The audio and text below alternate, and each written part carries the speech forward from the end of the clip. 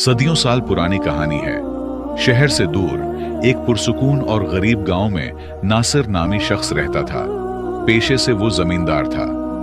रोजाना सुबह सवेरे खेतों का रुख करता और शाम ढलते ही थका हारा लौटता। उसकी जिंदगी सादा और मेहनत से भरपूर थी। वो जो कमाता खुद खाता और जो बचता दूसरों के काम आता। गांव में भी उसका शुमार नेक दिल और मददगार लोगों में होता। लेकिन नासिर की जिंदगी की सबसे बड़ी आजमाइश उसके अपने ही घर में थी।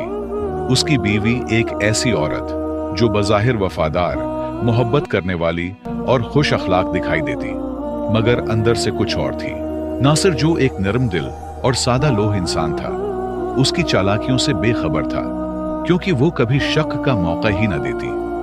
हर रोज उसे वक्त पर नाश्ता देती, खाने में तरह तरह के लजीज पकवान बनाती और जाने से पहले मुस्कुराकर अलविदा कहती। लेकिन इस मोहब्बत भरे रवैये के पीछे नफरत की आग छुपी हुई थी। दिल में नासिर के लिए न कोई मोहब्बत थी, न इज्जत। वो दिन भर ये सोचती रहती कि वो किसी अमीर, शोहरत याफ्ता शख्स की बीवी होती तो जिंदगी कितनी बेहतर होती। जब नासिर खेत में होता तो वो अपने जहन में शैतानी चालें बनाती कि किसी तरह इस सीधे सादे किसान से जान छूटे। मुनाफकत की हद तो ये थी कि हर अदा में वो नासिर को ये बावर कराती कि वो दुनिया की सबसे अच्छी बीवी है, और नासिर भी उस पर यकीन करता, कभी उनके खिलाफ बात तक न सुनता। लिहाजा उसकी ख्वाहिशात और गलत सोचों ने बिलाखिर उसे अंधेरे रास्ते पर डाल दिया। वो औरत जिसे मोहब्बत, वफादारी और घर को संवारने वाली होना था, उसी ने अपने ही मोहब्बत भरे आशियाने को तबाह करने की कोशिशें शुरू कर दी। किसी ने सच कहा है कि औरत अगर चाहे तो घर को जन्नत बना सकती है, और अगर चाहे तो वही घर जहन्नम का मंजर भी अख्तियार कर लेता है। एक दिन जब नासिर मामूल के मुताबिक खेतों में गया हुआ था, उसकी बीवी ने एक अजीबो गरीब चाल सोची। उसने मोहल्ले के चंद लफंगों को बुलाया और सरगोशी में कहा, जब मेरा शौहर खेत में काम कर रहा हो तो उसका गधा चुराकर करीबी दरख्त पर चढ़ा देना और मजबूती से बांध देना। उन लफंगों ने वैसा ही किया। दोपहर के वक्त वो औरत नाश्ता और खाना लेकर खेत की तरफ चली गई, जैसा कि वो हर रोज करती थी। नासिर ने खाने के साथ उसे खुश आमदीद कहा, मगर उसके चेहरे पर कुछ और ही लिखा था। वो हैरत और परेशानी में डूबा हुआ था। बीवी ने नरमी से पूछा, साहब, आज बड़े परेशान लग रहे हो, सब खैरियत तो है? नासिर ने आसमान की तरफ देखते हुए कहा, मेरी जान, तुम खुद ही देख लो, मेरा गधा दरख्त पर चढ़ा हुआ है। मैं सुबह से यही सोच रहा हूं कि यह कैसे हो सकता है, गधे तो उड़ नहीं सकते। बीवी ने आंखों में हैरत मगर दिल में चालाकी के साथ कहा, अरे वाह, यह तो बड़ी अजीब बात है। चलो हम दोनों मिलकर उसे नीचे उतारते हैं। और दोनों ने काफी मशक्कत के बाद गधे को नीचे उतार लिया। जब बीवी रुखसत हो रही थी तो अपने शौहर से पैसों का मुतालबा किया। नासिर, जो अपनी बीवी से मोहब्बत करता था और उसकी हर बात पर एतबार करता, फौरन जेब खाली करके जो कुछ था दे दिया। मगर औरत की हवस कहां खत्म होने वाली थी। उसने फौरन कहा, यह तो 5 दिनार है, बहुत कम है, मुझे और चाहिए। नासिर ने पूछा, आपको कितने चाहिए? बीवी ने बोला, मुझे 100 दिनार चाहिए, जो कि बहुत बड़ी रकम थी। नासिर ने कहा, ठीक है, मैंने जो गंदम बेची है, जब उसके पैसे मिलेंगे उनमें से दे दूंगा। गंदम के पैसे जब मिले तो नासिर ने सच्चाई से वादा निभाते हुए पूरे 100 दिनार बगैर किसी पूछगछ के दे दिए। मगर औरत ने उनमें से आधे चुपके से अलग रख लिए और जमा करने लगी, शायद किसी और मकसद के लिए जो नासिर की मोहब्बत और भरोसे से बिल्कुल मुख्तलिफ था। वक्त यूं ही गुजरता रहा, लेकिन नासिर की बीवी के इरादे दिन ब दिन मजीद गहरे और चालाक होते जा रहे थे। इस बार भी उसने एक नया मंसूबा सोचा, और इस मंसूबे की जड़ पैसा था। यह सिर्फ वक्ती जरूरत न थी, बल्कि कोई बड़ा मकसद उसके जहन में पल रहा था, जो आगे चलकर कहानी का अहम मोड़ बनेगा। लिहाजा एक दिन जब नासिर हस्ब मामूल सुबह सवेरे खेत के लिए निकलने लगा, उसकी बीवी ने अचानक 200 दीनार मांगे। ये एक बड़ी रकम थी, और नासिर के चेहरे पर फितरी हैरत नजर आई। उसने मोहब्बत भरे लहजे में कहा, साहिबा, 200 दीनार कोई मामूली रकम नहीं, बताओ तो सही, इतने पैसों से क्या करोगी? बीवी ने फौरन मसनूई संजीदगी और हमदर्दी का लिबादा ओढ़कर जवाब दिया, साहब, क्या बताऊं, मेरी बहन बहुत बीमार है, दवा दारू के लिए चाहिए। नासिर, जो एक नर्म दिल और शराफत से भरपूर इंसान था, बिना किसी शक के बोला, ठीक है, तुम दोपहर का खाना तैयार करो, मैं कुछ ना कुछ इंतजाम कर लूंगा। यह सुनकर बीवी के चेहरे पर एक झूठी खुशी की लहर दौड़ गई, जैसे वो जानती हो कि उसकी चाल फिर कामयाब हो गई है। वो फौरन बोली, ठीक है साहब, बताओ क्या खाना बनाओ आपके लिए। और यूं एक और दिन गुजर गया, लेकिन नासिर को क्या खबर थी कि वो जिसे अपनी जिंदगी की शरीक समझता है, वही उसे धीरे धीरे किसी बड़े धोखे की तरफ ले जा रही है।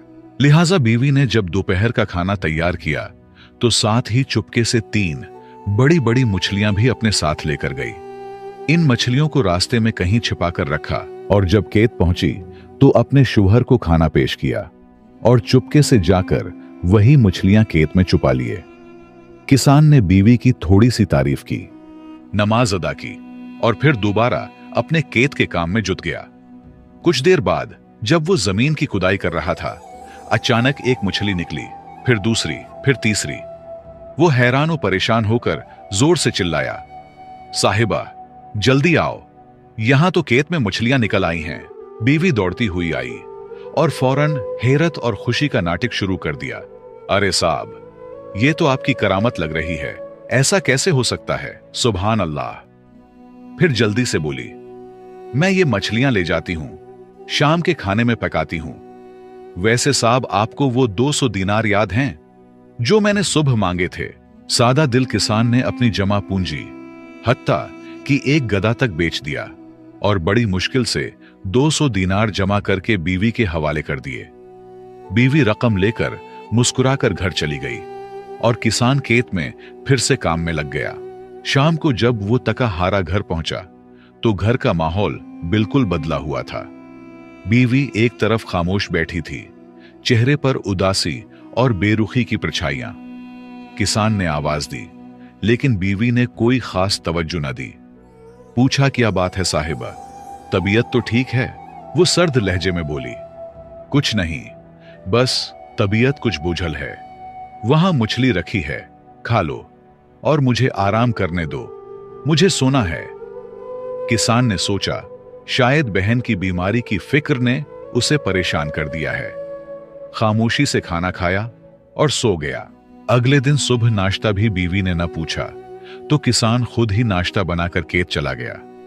दोपहर को भी बीवी ने खाने का कोई एहतिमाम न किया। किसान ने भूखे प्यासे दिन गुजार दिया। ऐसे ही कई दिन गुजर गए, एक हफ्ता, फिर दूसरा, लेकिन बीवी का रवैया न बदला बल्कि मजीद सर्द होता गया। बिलाखिर किसान ने एक दिन दिल ताम कर बीवी को बिठाया और नरमी से कहा, साहिबा, आखिर क्या बात है? कुछ दिनों से तुम बहुत बदली बदली लगती हो, सच सच बताओ, क्या बात है?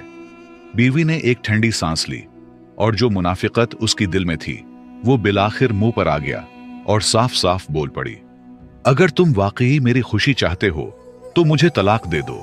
ये अल्फाज किसान के लिए क़यामत से कम न थे, जैसे जमीन उसके पांव तले से खसक गई हो। वो बेयकीनी से बोला, क्या तुम क्या कह रही हो? तुम होश में तो हो? बीवी ने चेहरा फेर लिया और कुछ न कहा। उसने किसान का अंदाजा लगाना था कि वो इस बात पर गुस्सा करेगा, मारेगा या क्या कदम उठाएगा, और किसान ने समझा शायद वक्ती गुस्सा है या किसी बात का दुख है। लेकिन इसके बाद बीवी हर रोज बार बार यही बात दोहराती तो उसे एहसास हुआ कि यह सब अचानक नहीं बल्कि एक सोची समझी चाल है। किसान ने बीवी का रूठा रवैया भी बर्दाश्त किया। वो खामोश रहा, दिल पर पत्थर रखकर हर बात सहता रहा। मगर कुछ दिन बाद बीवी ने लड़ाई झगड़े शुरू कर दिए।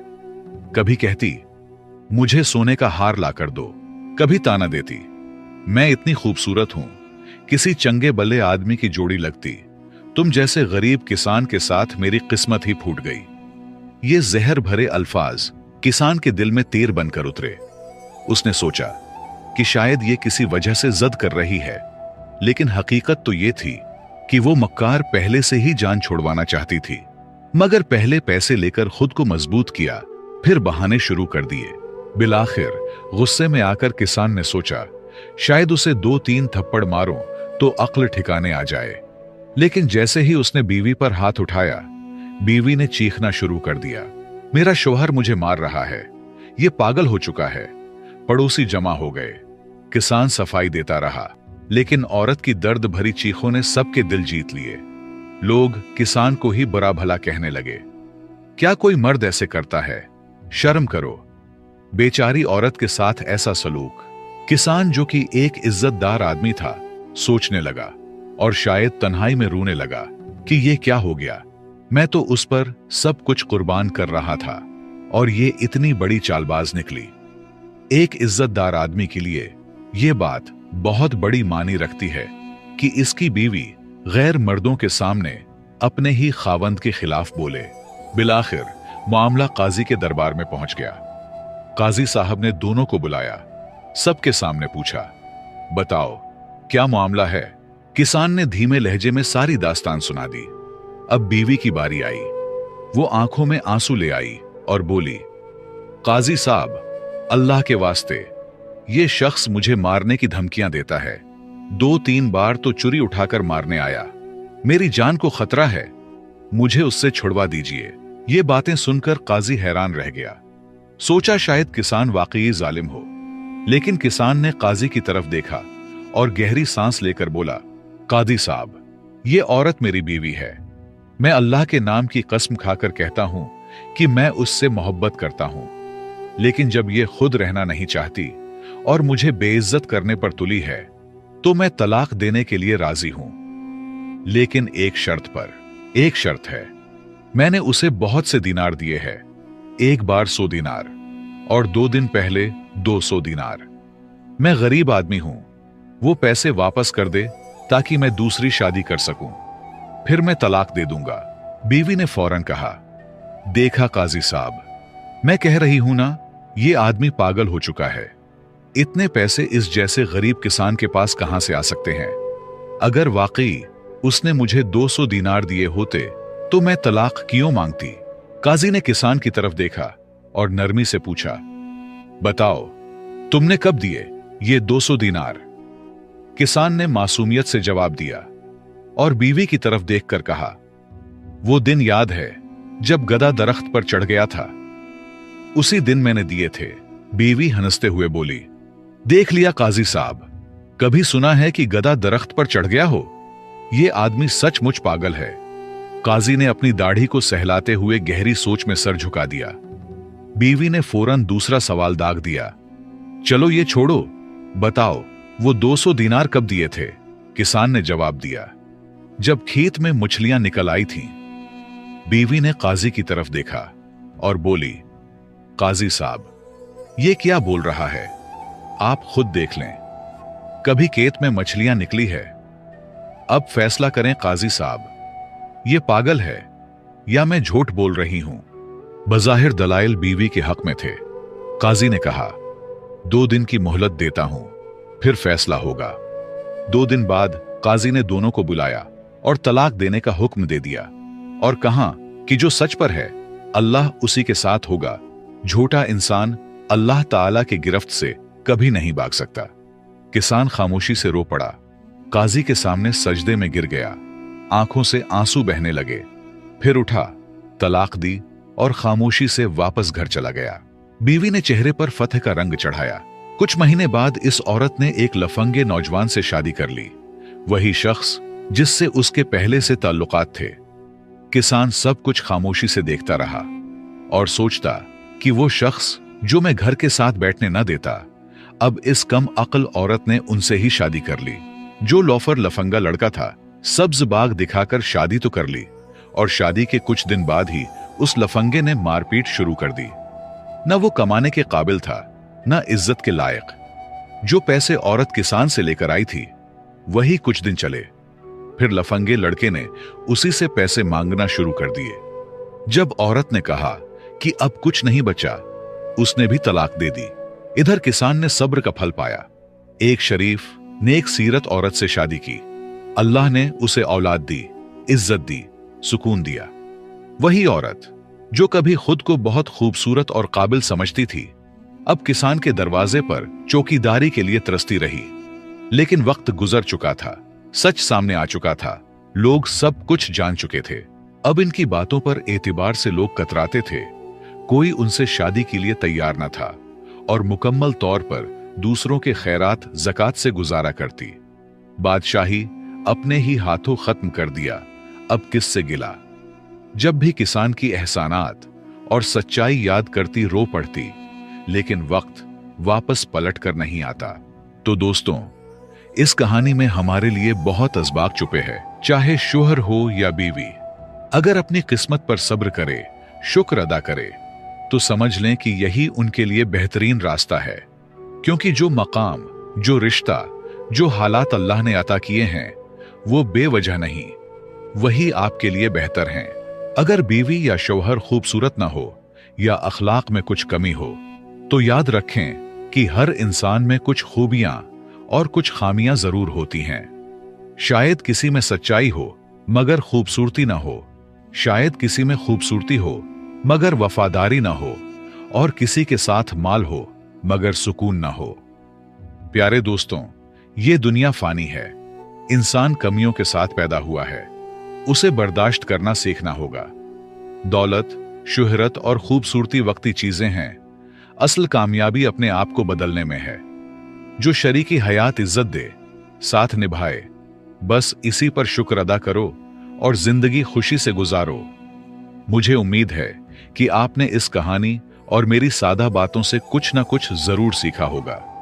अगर आप ऐसी ही मजीद सबक आमूज कहानियां सुनना चाहते हैं, तो हमारे चैनल को सब्सक्राइब करके घंटी का बटन जरूर दबाएं, और हो सके तो वीडियो को अपने प्यारों के साथ शेयर करना न भूलें। आपके ताउन का तहे दिल से शुक्रिया।